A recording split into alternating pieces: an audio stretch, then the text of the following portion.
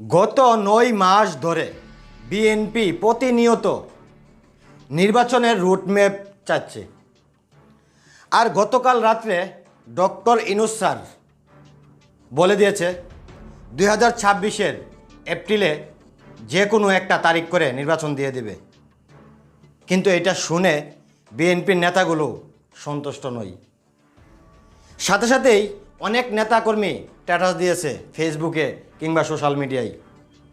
তারা কেউ নির্বাচন চায় ডিসেম্বর মাসে, আর কেউ ডিসেম্বরের আগে। তার মানে আমাদের ভাষায় একটা কথা বলে, বসতে দিলে শুইতে চাই।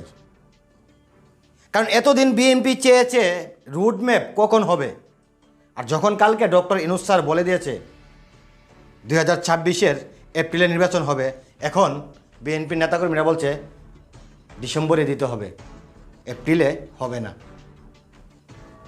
এখন এই ডিসেম্বর মাসে কি আছে? প্রশ্ন আপনাদের কাছে, এই ডিসেম্বর মাসে কি আছে? আর যেহেতু এখন ডিসেম্বরের মাসেই নির্বাচন চাই বিএনপি, তাহলে যদি 2026-এর ডিসেম্বরে নির্বাচনটা হয় তাহলে কেমন হয়?